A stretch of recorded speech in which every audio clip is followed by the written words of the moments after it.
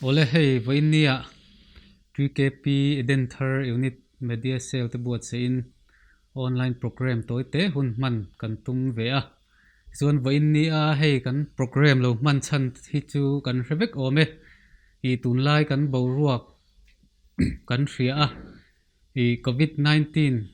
hri awangin hun rei tak in khom theilovin hun kan manga Sunday vai som pahnih tun Sunday hi avoi som pathumna ani omange I tun thleng hian hei I income na program po kan mang theilawa TKP te le ko ran member te po hei income te chak em a amaro chu tikara chuan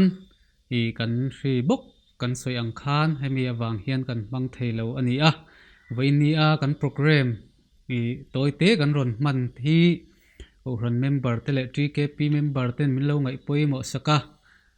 min lo en sakram rama min lo thlir sak te po kadua tin mi pakhat talina hlok na kan chan te po be seita ila vainia hian kan program hi toite in kan lo mangdona atop thlenga min thlir sakram turin kan ngen masadu cheuni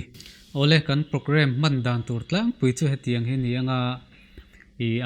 masabera chuan nulabi lalmal som kimi zai turin kan so manga chumi zo chuan thucha te kan ngai thla anga thucha min hril tu tur hi kan rong bol tu PC rosang zuala ani anga chuan thucha te kan ngai thlak zo to nu in zai kan ngai thlale anga pu lalram be se ne na tangin kan ngai thla anga chu tiang chuan program vainia hian man kan tum ani ole ama sign kan hun tran nan Pathian thu thiam hlim chiarin lo ngai thla phatang thu fing te bung thum chang khatatanga chang ruk zo hian chiarang ka fapa ka dan chu theihngil su la I thin lungin ka thu pek te chu zom ring zok ro se damni le kumte thlamuan na te apek bel cha don chenia khongai na le thu tak chuan nu chon che su se ingonga zem tlatla I thin lung phe ka ziak ro ti chuan Pathian le mi hring mit muwa du sakna le ming thatna I hlo don nia I thin lung zong in lalpa ringla nangma hriatna in ngatsu lalpan kan Bible chiar te mal min som sak thro se ole tuna chuan zai kan ngai thladon anga nula bi lalmal som kim hne na tangin zai ilo ngai thla photang u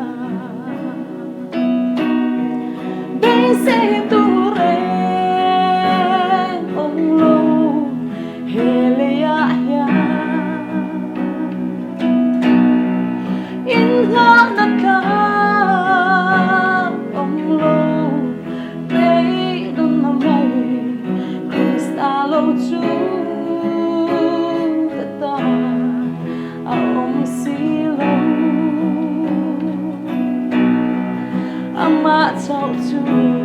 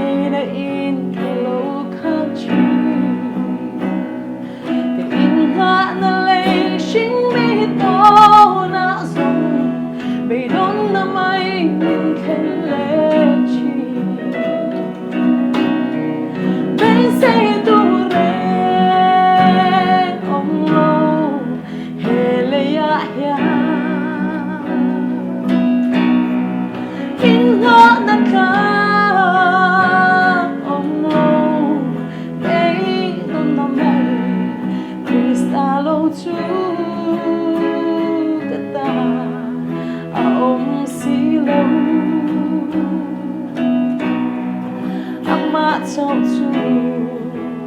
cái in hoa na lung tùy về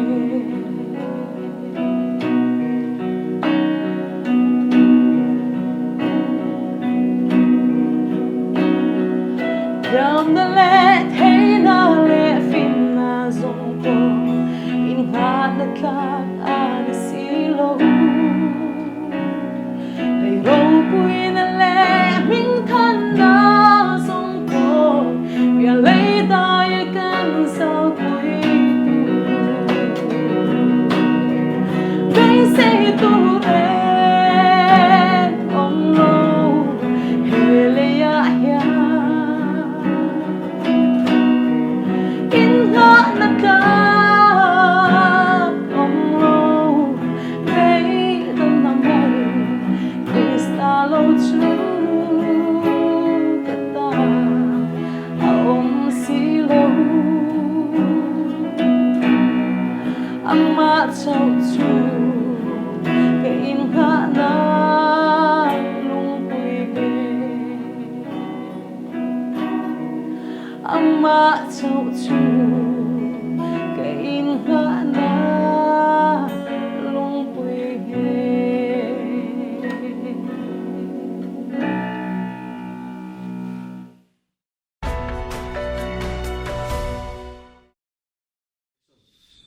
zai thiam kan zai kan ngai thata a lom om hle mei nula bi lal som king nen a lom thu kan soye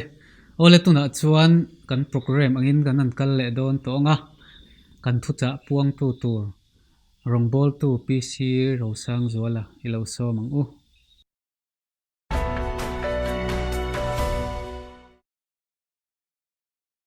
Pathian tu thiang hlim milo chiarang u korin khuami ten he na tir ko pola le khathon pani na bunga changkwa chuwangin omila omsu ila ama lom zong mi ni kan tum tlat thin ani mundanga kan chiar le anga fsc khuami ten he na tir ko pola le khathon bunga chang som le panga atanga chang som le pasari zo hian chuti chuan mi fing lo te anga om lovin mi fing te anga om zokin inom dana fim khur ro u ni te hi a that lo awangin rem chan na te leizel ro u chumi awang chuan a du su ula lalpa du zong enge ni ti lo thra zok ro u ole vini a hian pathian thu kan ngai tu hawa ta na kan thlan chu chu pathian lom zong ti hi an zir ho ta ila kan du a hai kan ram kan din hun kan ria a har sat na in min tlak buak na sa hle maya kan hun khir tak ton me ka hian a ring tu te pathian lom tlak kan ni hi poimo hle in ka ria chu wang chuan pathian thu atangin toy te in han zir ho kan tum don ani ama sa in tuna pathian thu kan an chhia ta ang khan tir ko pola chuan eng ang po in om sela athil tum bera chu pathian lom zong mi ni kha kadu berak chu katum tlat thina ni ti in thua kan chiar zo chawani chu apoimo hle maya pathian kan chunga loma pathian kan ti lom hian kan ta na lo thaber fo thin ani chuwang chuan engtin nge pathian chu kan ti lom ta kang pathian lom zong mi chu engtin ne kan ni ang ti kha toite in kan zir ho don ani pakhat na chuan pathian in a lom zong le pathian kan ti lom na tur poimo tak mai chu pathian thu kan oi hi pathian in a lom thin ani pathian thu oi hi a poimo em maya kan riat angin bible samuela kan chiar chuan pathian in israel ho lalatan lal sola athanga amai ro chu lal sola khan pathian thu oi lo ani pathian in amelak mi te kha va baya that chimit ve tura ti lai khan ama du danangin an lal kha that lova bong thau tak tak te beram thau tak tak te kha pathian he na hlanatan halral thil hana aron hon ani chu sola chuan athil ti awang khan pathian ka lom hle tura angai ani amai ro chu pathian in samuel atira pathian lo lom ho lo maya ta chun Samuel a chuan lal solan hena chuan Pathian lom zong chu a khil fia ta a Pathian chuan chung in thoi na tele halal thil han ai chuan a thu oi kha a lom zo ka in thoi na ai chuan thu oi a tha zo ka beram pathau te ai chuan a thu pom kha Pathian in a du zo ka ni a lom zo ka ni ti kha Samuelan aron soi ani chuwang chuan lal so la chu Pathian in lalata nan hol ta ti kan thria ani lal so la khan han ngai tu chuan thil sual em ati po alang lawani Pathian ta na thil thatak ti tumin alo ho amai ro chu a thil sual ti poi tak mai chu Pathian thu oi lo na kha ni ama ina tha ati dananga anuna man na kha a thil ti sual poi tak mai an ta ani chuwang chuan zoram Christian te po hi mani theu hanin en fia ta ila rong bon la kong rang ranga kan kala amai ro chu Pathian thu hi kan oi em ti la hi kalin en fia na tur poi mo tak mai ni in ka ria ani Pathian thu oi han ti po hian kong tam takin a sei fia dan inarin oma toy te in kong ni chawin han soi kan du a Pathian thu oi poi mo na le eng tin nge Pathian thu kan oi ang ti la hi a poi mo in ka ria tu thungui lam kan en chuan Josepha chanchin kan thria Genesis kan chiar chuan sei thui lutuk po ngai lova Josepha ina Pathian ti lom em na chana chu Josephan Pathian angai poimo Pathian ati loma Pathian thu a oi na khani apu Potiphar nupuin Josepha kha athlema mut puya so mani tu ma an ma ni mutu tu ra kha an omlawa amai ro chu Josepha chuan Pathian in am mureng ani ti ria kha thil sual tak kha ui re na kha Pathian du lo zong ani ti ria da wangin Josepha chuan kha khem na kha atlan bo san ani an nar ani hela hi ro pui em me ring tu da po hian Pathian thu kan oi na mun tur dik taka chu khem na kan du zong tak le kan it zong tak khem na kan to hun lai tak mai hi Pathian thu kan oi hun tur chu ani chu khem na sual chak na sual chu mi in Pathian awanga atlan san hian Pathian thu a oya chu tiang mi chu Pathian in alom thina chu tiang mi chuan Pathian an tilom thin ani Josepha po chu Pathian in a choi moi ve ta thunga ama tilom tu kha ai kuptarama faro adot chia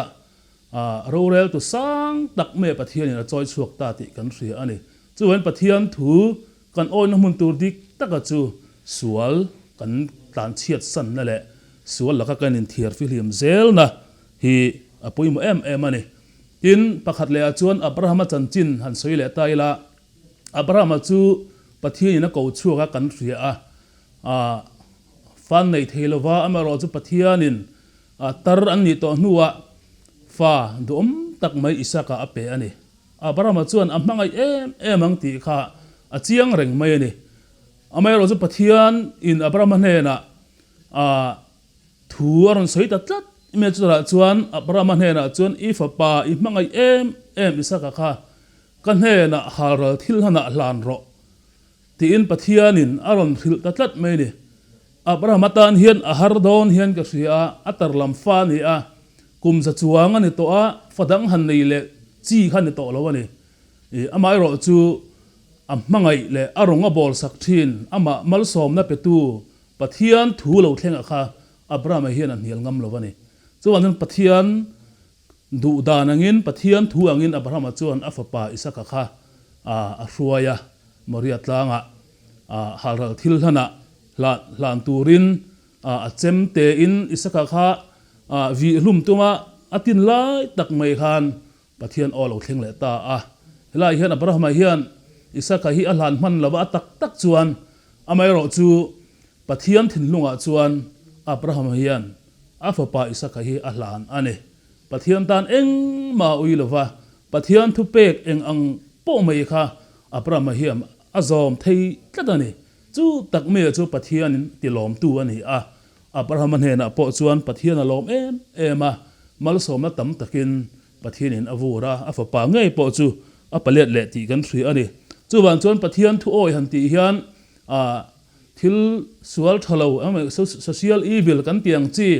han ti lo mai te rong bo na kong thang ke han pen ve mai te hi chu tu te po hian kan ti thei vek maya ama ero chu kan ta na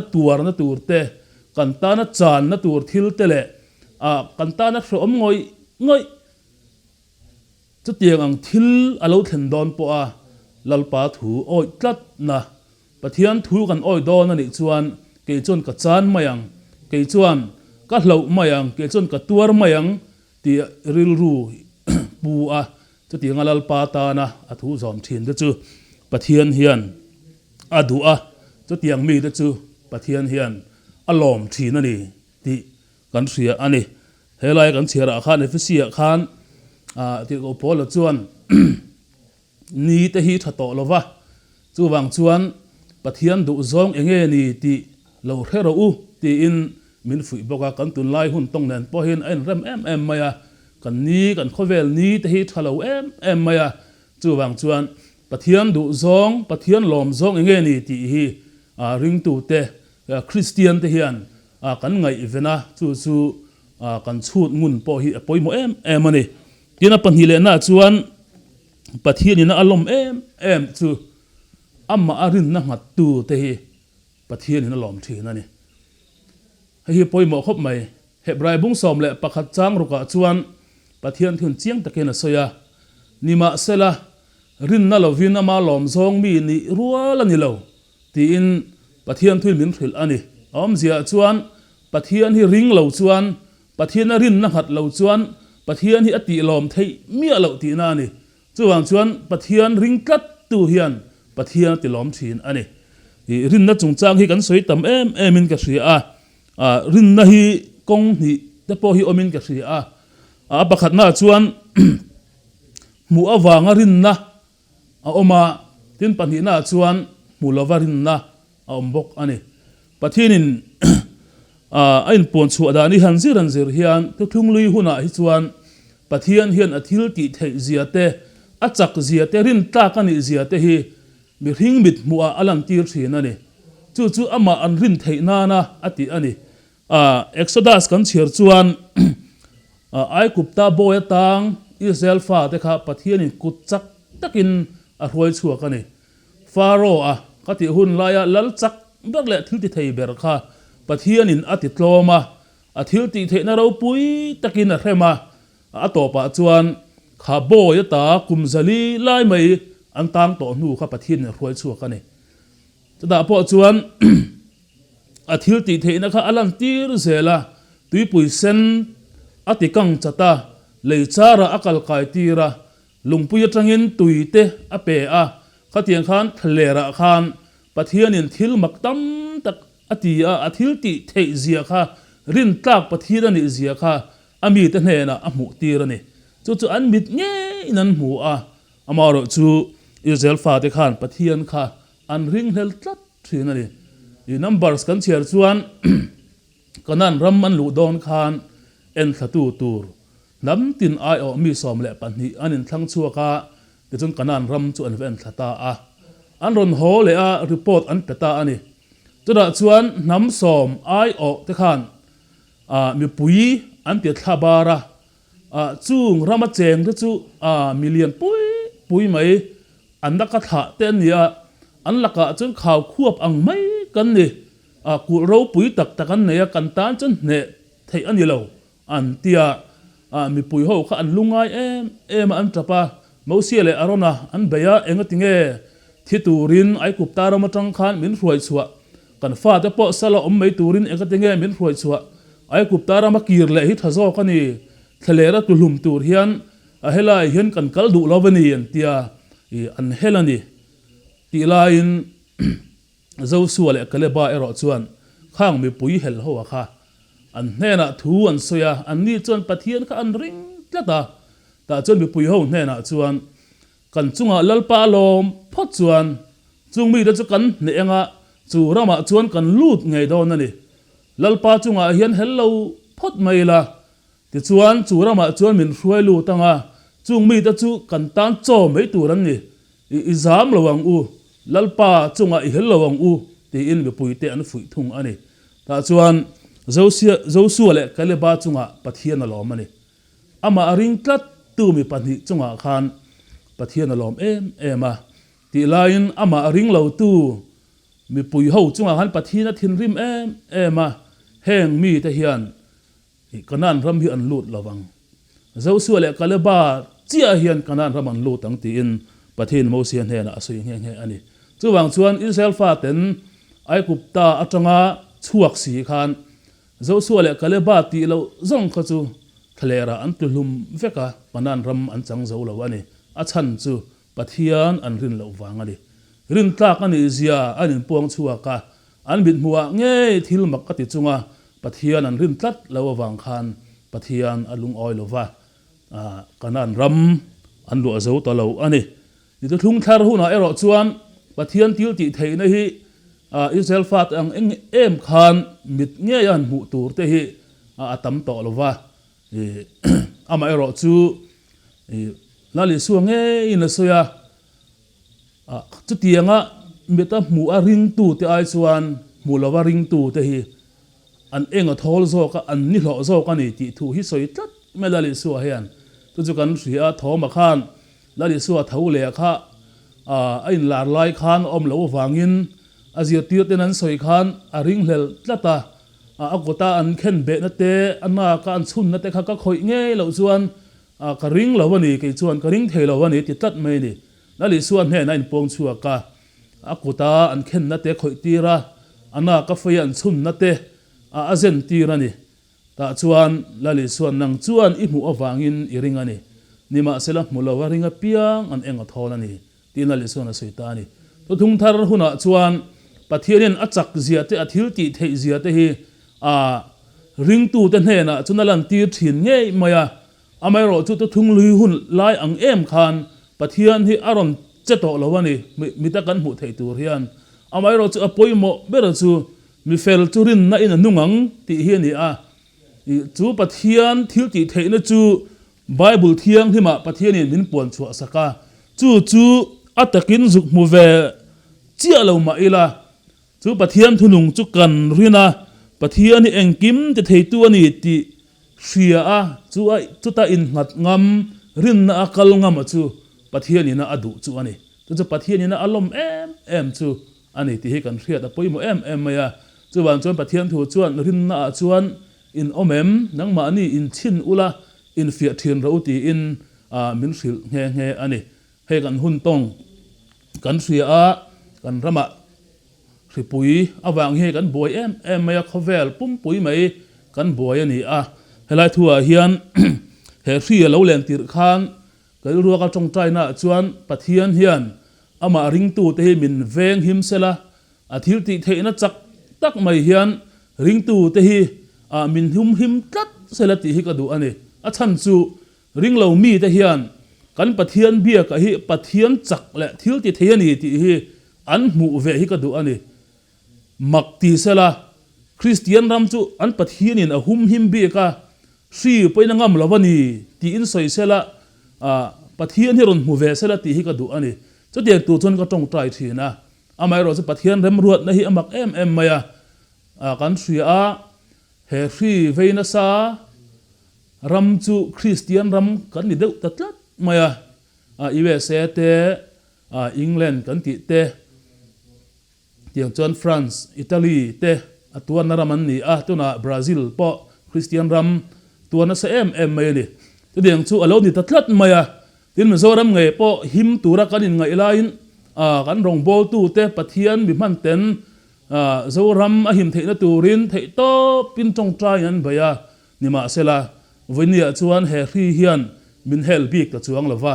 tuna po mi za chuangin he ri hi kan veiani ti confirm ani to engza chianga le vei zel don po kan phelawani lain ka soi du chu kan bei sei angin Pathian kut chak le thil ti theina hi voini hen ring tu te Mizoram hian kan mulo ni mai thei hei taka hi Pathian kan rin hel phanan kan mangang ti hi hlom em maya he ri laka min ven hima wang hian Pathian hi kan ring don ani chuan chu alo fu mi alawani chu Pathian min veng him theilo ti na ni lovin min veng him lo po ni se he ri awang hian har sat na te thi na te po tok ma ila chu ti chung po Pathian rin na ngat tlat zel mi kan ni hi apoi mu em ani chu wang chuan kalmalam huna hian eng ang taka har sat nge lo thleng don kan thelo lo thlir tu zong te kan cha du chu Pathian hi angoi vung mo om talo we mo ti tur hial khopin Pathian hi re ma sela lalpa kan rin na hi iti hing lawang u ama hian in ngat tlatila chu Pathian ina keima ania adu le azon ani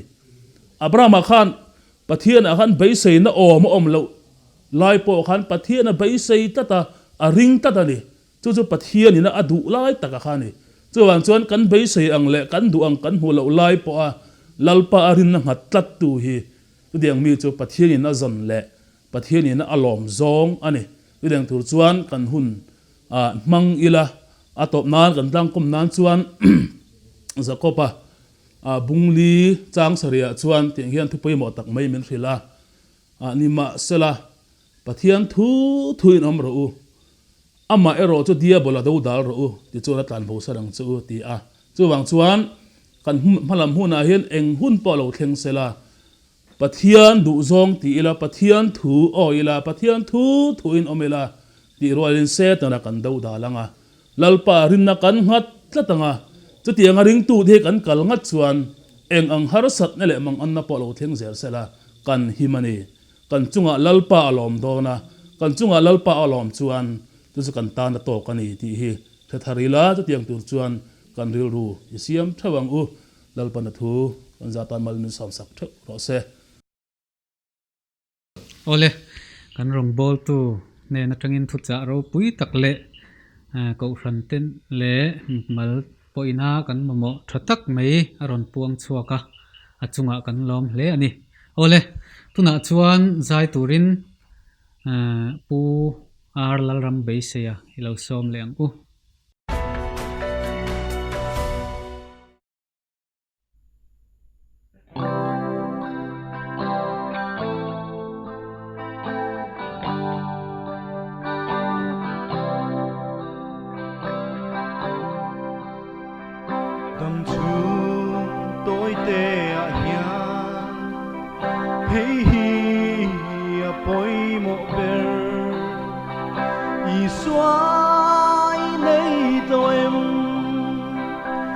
Chhungkaw in da mem muan na chan thei na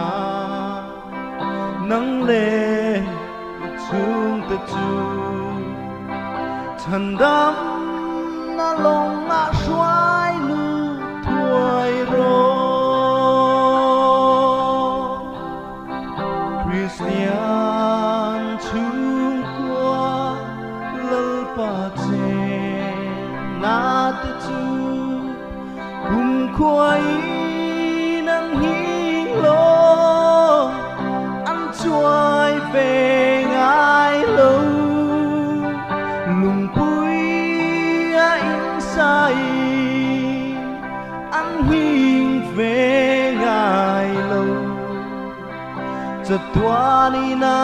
him reng don ni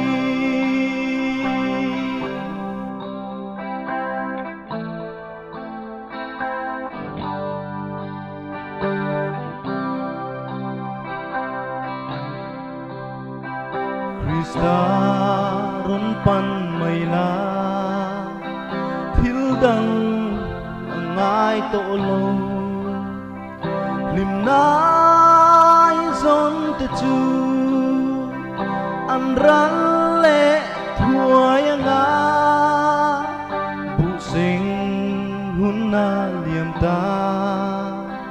chan dam kan la ni lo tia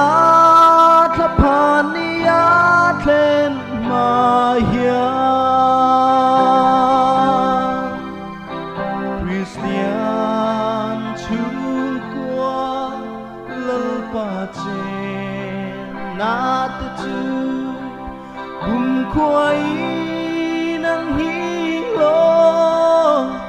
ăn chuai về ngai lâu lùng bụi in say ăn hiền về ngài lâu chợt toan inan him reng tonani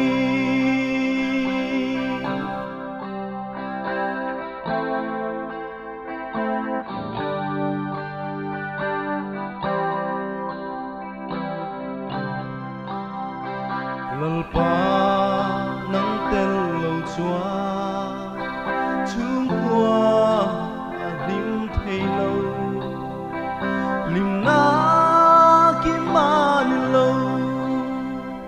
râu sung lệ san na te bel la chunang ngày hi thiếu đằng ngai lo về Isu nangin kan run lâu môi la Christian Chhungkaw lalpa chen na te chu Chhungkaw nang hi lo ăn chuai về ngài lâu lùng sai ăn hiền về ngài lâu chợt toan inan him reng tonani chợt toan inan him reng tonani